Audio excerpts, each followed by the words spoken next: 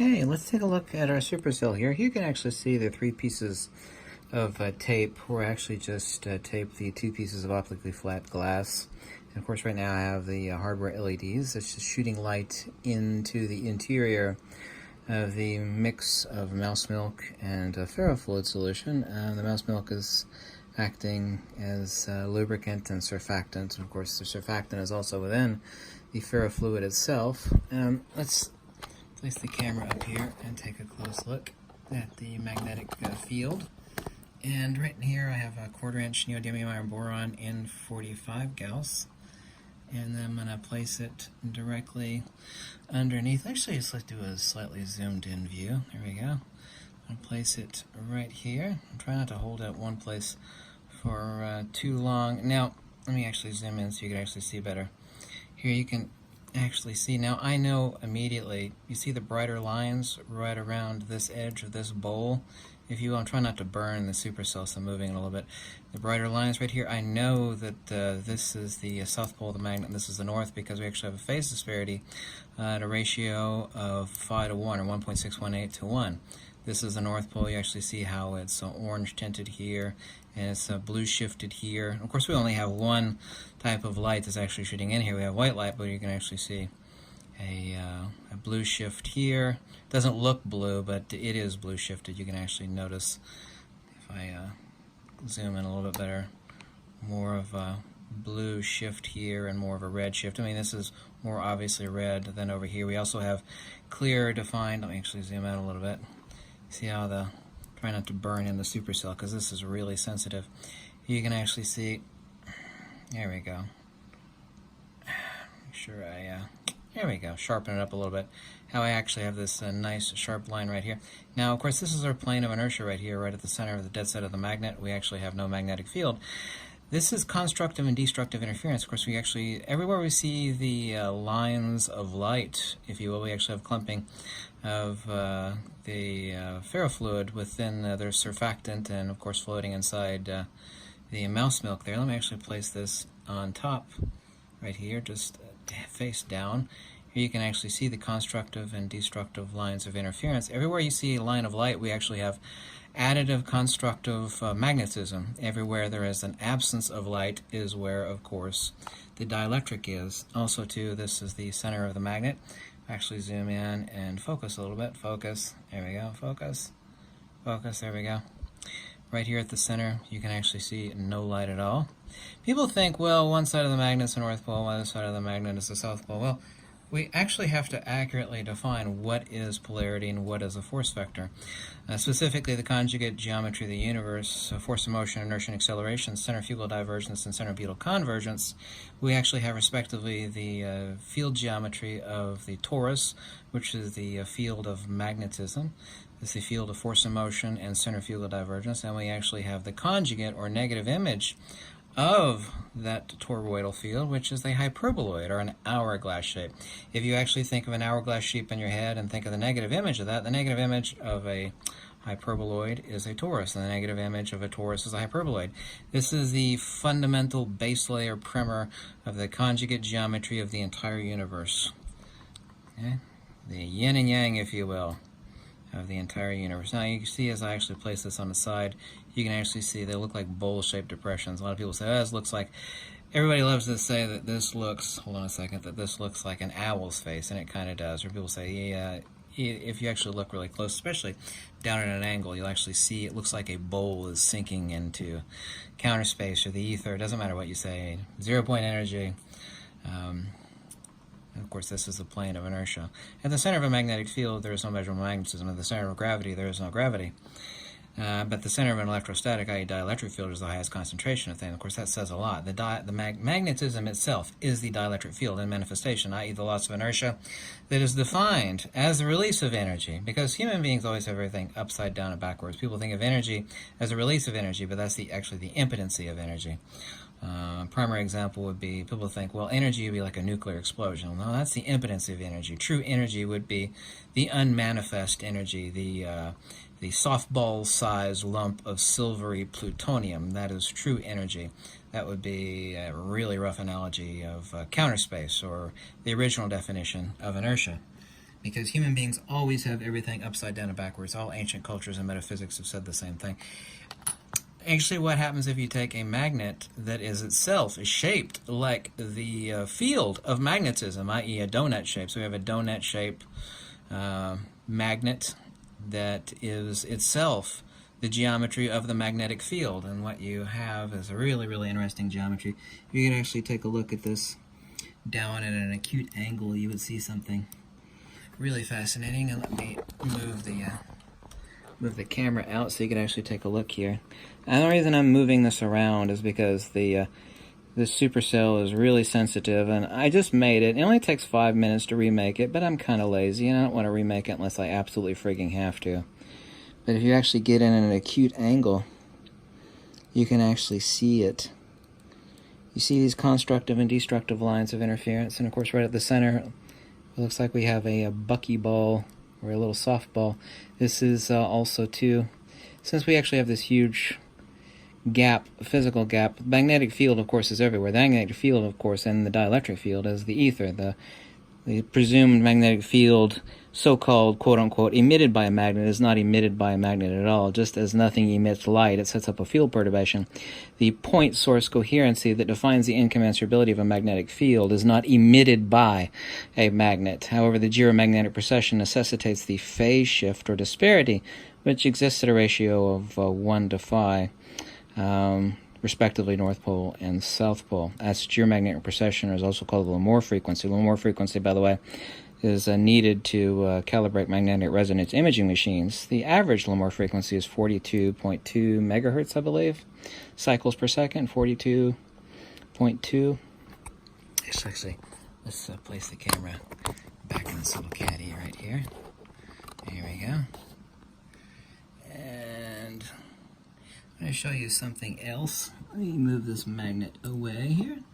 I'm going to actually show you something interesting, and here we go. I got two little cube magnets here, little cylinder magnets, and I'm going to put them at mutual acceleration. There's no such thing as magnetic attraction, by the way. What we call, humans call magnetic attraction, actually is dielectric acceleration. Magnetism is by definition a denotation, force in motion. It cannot be mutual mass acceleration. The only thing that differentiates out gravity, what human beings ignorantly think gravity is, and what so-called magnetic attraction is one and the same thing, but magnetic attraction does not exist at all. But that premise has existed within human minds for thousands and thousands of years.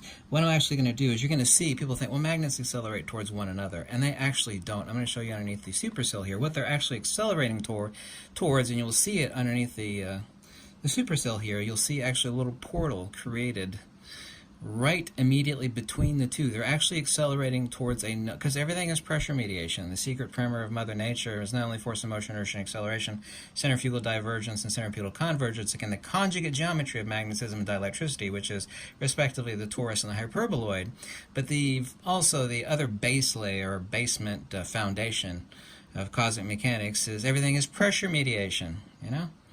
Very, very simple. So they're actually accelerating towards a null point in counter space, and you will see that underneath the supercell here. You're going to see, well, I've got one magnet here and one here, and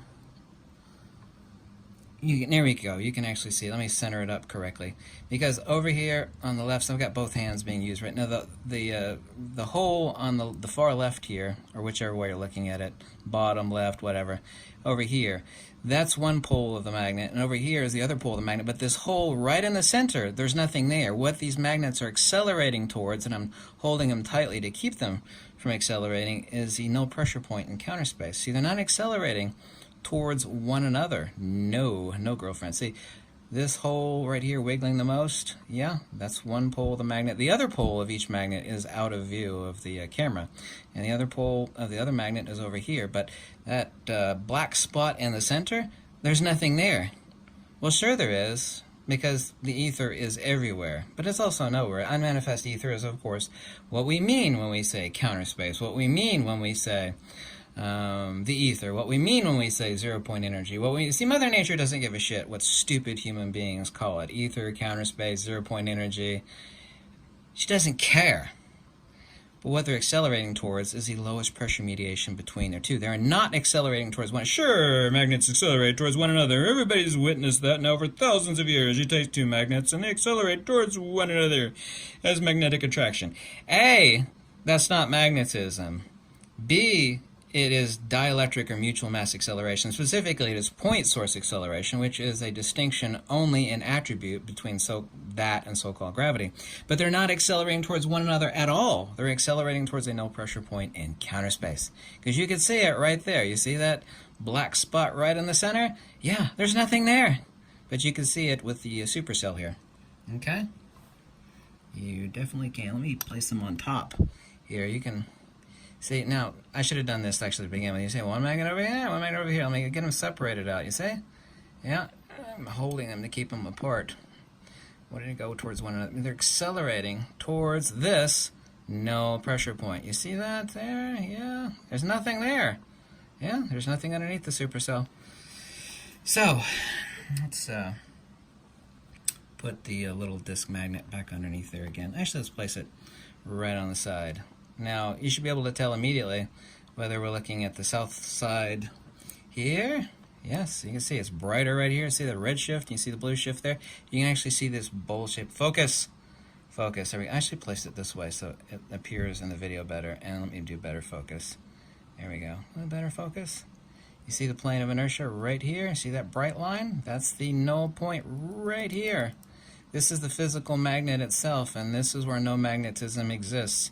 This is where magnetism exists, and all these lines are constructive and destructive interference of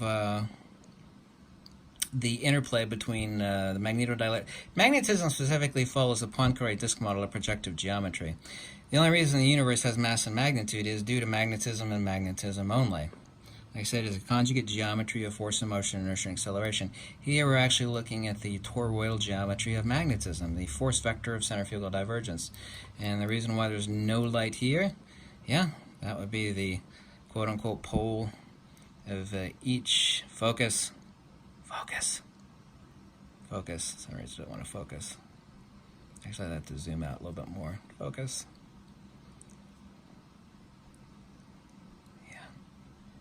There we go. Focus. There we go. Camera's shaking. But anyway, actually, let me put slide the ring magnet back over top. And let me zoom in and let it do a focus check right there. There we go.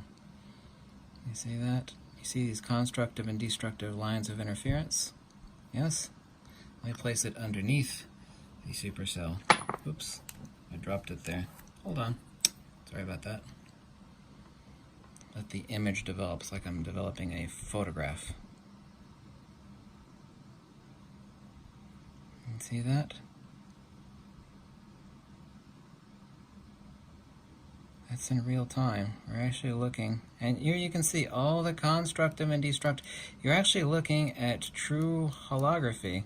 Magnetoholography as being painted, quote-unquote painted, not literally painted, by constructive and destructive interference between the interplay of the conjugate geometry of the universe, force and motion, inertia, and acceleration, or respectively the field geometries of the hyperboloid and the torus, which are the mirror images of one another. But magnetism is the dielectric field. That's like saying, well, magnetism is a dielectric field. That's like saying ice is the field of water, or steam is the field of water, right? It's like, what's the difference between ice and water? I mean, well, to a child, there's a huge difference. One is hard as a rock, and the other one is, soft and squishy, It's like, well, these are different things. Like, no, they're not. Ice and steam are just different temperature and pressure mediations of water, right? Well, magnetism is the dielectric field, a pressure expression mediation of the loss of the inertia as expressed. By the way, interesting, I might discover you can't see it right now. I actually got it tattooed on the inside of my wrist, which is 1 over 5 to the power of -3. The native euristos dies, or the uncaused cause principle of the loss of inertia, or the extrinsic attribute of the dielectric, which is a discovery of mine in Plato's Republic 519d to 511.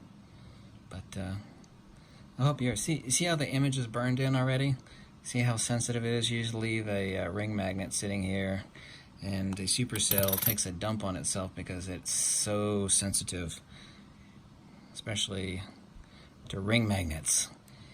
Yeah, supercell don't like a ring magnets too much because it will make, see this burned in image. It's not literally burned, but I call it burned in image. It's kind of essentially what it is. But anyway, I hope you liked this video. If you did, and I explained a few things, make you understand the universe a little bit better, you could always drop a donation or tell me to jump off a cliff or tell me how much I suck or how much you hate me or whatever makes you happy, whatever floats your boat. See there? Isn't this beautiful? You really can't experience a supercell until you look at it at an acute angle like this. You see that? That is effing amazing. And then when you realize that the actual layer of liquid that you're looking at in here, that you look like you're looking at 5 inches of holographic depth, is far, far, far, far, far thinner than even a human hair. Just like ungodly thin. Then you're like, oh my effing God. That's incredible.